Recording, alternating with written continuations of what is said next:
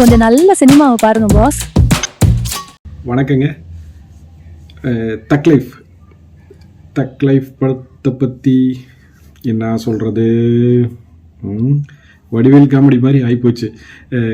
இப்போது மிகப்பெரிய இயக்குனர் மணிரத்னம் இயக்கத்தில் வந்த தக் லைஃப் படம் உலகநாயகன் கமலஹாசன் நடிச்சிருக்காங்க அப்படிங்கிற எதிர்பார்ப்பு ரசிகர்களுக்கு எப்படி இருந்திருக்கும். இந்த படம் வந்து அப்படி இருக்கும் இப்படி இருக்கும்னு கற்பனை பண்ணி அந்த கற்பனை வீணாக போச்சே அப்படிங்கிற ஒரு ஏமாற்றம் ரசிகர்களுக்குள்ளே இருக்குது. அதனால தான் ரசிகர்கள் எல்லாமே கொந்தளிக்கிறாங்க. நாங்கள் இப்படி படம் நினச்சோம் அப்படி நினச்சோம், மணிரத்னத்துக்கிட்ட இதை எதிர்பார்க்கல அப்படின்னு சொல்லி எல்லாருமே சொல்லுறாங்க. ஏன் வந்து ஒரே மாதிரியான கதைக்களத்தை எடுத்தாங்க அப்படிங்கிறது தான் தெரில. கேங்ஸ்டர் அப்படிங்கிறது எல்லாருமே எல்லா மொழியிலையுமே கேங்ஸ்டர் படங்கள் தான் வந்துட்டுருக்கு. குறிப்பாக தெலுங்கு, கன்னடம், தமிழ் இந்த 3 மொழிகளுமே இந்த கேங்ஸ்டர் படங்களும் பஞ்சு டைலாக்குகளும் எந்த நம்பிக்கையில் இன்னுமே வந்து வச்சிட்ருக்காங்க அப்படிங்கிறது தான் புரியல.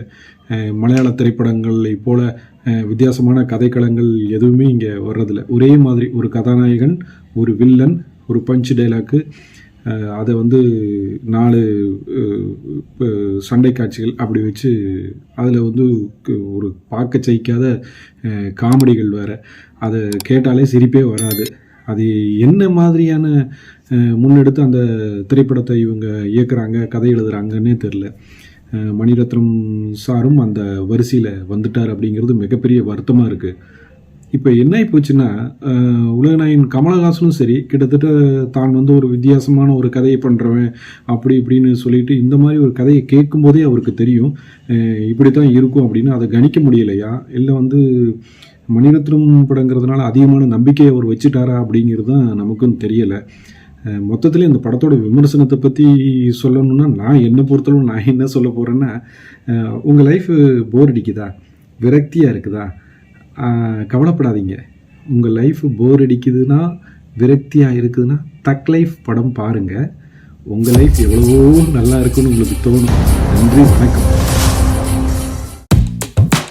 கொஞ்சம் நல்ல சினிமாவை பாருங்க பாஸ்.